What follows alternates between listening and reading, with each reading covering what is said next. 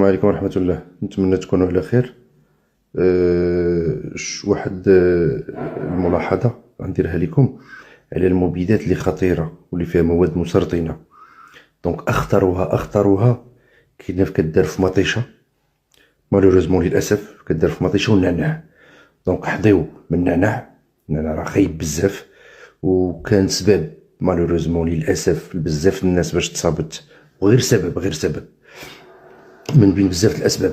ولكن قد ما تفادينا النصائح ديالي، قد ما تفادينا الحويجات اللي كدير لنا هاد المشاكل هادو، قد ما مزيان. دونك بالنسبه للنعناع ومطيشه، باش كيطيبوهم بحال المطيشه باش كيردوها حمرا دغيا. الله يهدي دوك الناس تاهم، الله يهديهم. وخاص الناس المسؤولين على قطاع الفلاحين يديروا خدمتهم في هادشي، ويراقبوا هاد المبيدات اللي كدير، حيت بعض المرات ما كيديروهاش عن سوء نيه. غير داك كيبغيو يربحوا دغيا، وديك النيه في الربح السريع كتعطب صحه الناس.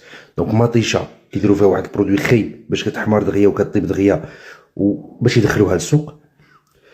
والنعناع كذلك هو مثال. لذلك هادو خصهم يتركدوا. راه العيالات سولوا الناس، سولوا والديكم كيديروا معلقه ديال الخل كيرقدوهم بحال المطيشه الا جبتوها، خصها ترقد مزيان في واحد البانيو ديال الماء ومعلقه ديال الخل. النعناع كذلك هو مثال. النعناع ما غاديش يمشي مع الخل، ولكن هو خصو يتغسل مزيان ويتنشف. هادشي غير لتفادي بحال هاد المشاكل هادو. والله يحفظنا ويحفظكم من جميع الامراض يا ربي، ويسر لكم مبروكه ان شاء الله باذن الله. بالنسبه للموضوع ديال باقي الناس كيسولوني على الغده الدرقيه، راه مازال غنتكلم على الخمول ديال الغده الدرقيه والامراض اللي كتكون مواكبه لهذا الخمول، غنتكلم اللي هو ليبوتيرويدي، وغنتكلم عاود على الافراط او الفرط في الافرازات ديال الغده الدرقيه اللي كيكونوا في هذوك الافرازات طالعين، والامراض المصاحبه ديال هادو. حيت هضرنا غير على الفيزيولوجيا ديال الغده الدرقيه، باقي ما هضرنا على حتى شي مرض، ما هضرناش على الخمول وما هضرناش على الافراز. غير اعذروني الله يرحم الوالدين، انا راه عندي شغيلاتي وعندي شي حويجات، راه ما كرهتش نعطيكم اكثر من هكا، ولكن بشويه ان شاء الله حتى غادي نوصلوا وغنجاوبكم على جميع الاسئله ديالكم.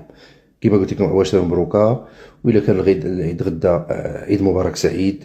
وكيف غدا كيف بعد غدا ان شاء الله، الله يرزق غير صحه وسلامه، ولا يدخلوا علينا وعليكم بالصحه والسلامه وطول العمر يا ربي.